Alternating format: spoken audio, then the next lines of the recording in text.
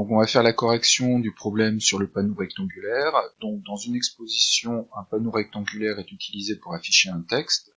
Dans la figure ci-contre, la partie grisée représente la zone recouverte de peinture, la partie non grisée, la zone réservée au texte. Les côtés sont exprimés en décimètres, avec x qui varie entre 0 et 8, et a l'aire de la partie grisée, donc ici.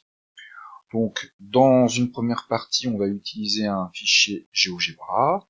Donc, on a un fichier GeoGebra, on a un curseur, on bouge le curseur et on recherche pour quelle valeur de x l'aire grisée, donc nous ici l'aire en rouge, est minimale. Donc, apparemment pour x est égal à 4, l'aire grisée, l'aire rouge est égale à 64 cm² et est minimale.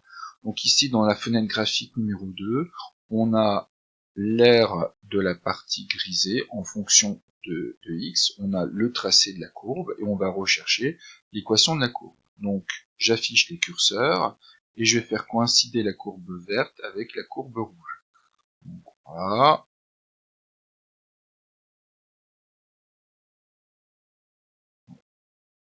Voilà une première partie des variations du curseur, une deuxième partie.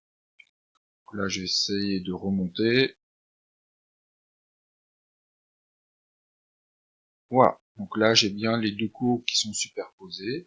Donc l'aire de la partie grisée en fonction de x va s'écrire, va être modélisée par la fonction x carré moins 8x plus 80. Donc c'est ce que j'ai marqué ici, x carré moins 8x plus 80. Dans une deuxième partie, on va étudier cette fonction. Donc la fonction f de x égale x carré moins 8x plus 80, on demande de déterminer la dérivée. Donc f' de x est égal à la dérivée de x carré, c'est 2x, donc 2x, moins 8 fois 1, donc moins 8, et la dérivée de 80, c'est 0. Donc la dérivée 2x moins 8.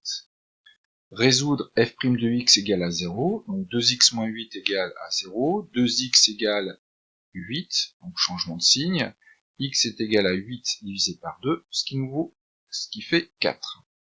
Trouver le signe de la dérivée, donc on place ici 4, la valeur importante, l'extrémum, et on va prendre une valeur plus petite que 4, par exemple 0, et on va remplacer x par 0 dans l'expression de la dérivée. 2 fois 0, moins 8, ça fait 0 moins 8, ça fait moins 8, et c'est négatif. Donc ici, pour les valeurs plus petites que 4, la dérivée sera négative, et pour les valeurs supérieures à 4, la dérivée sera positive.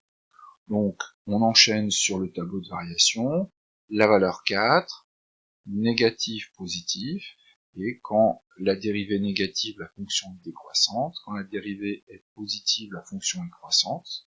L'aire minimale est obtenue pour x est égal à 4, et quelle est la valeur de cette aire minimale?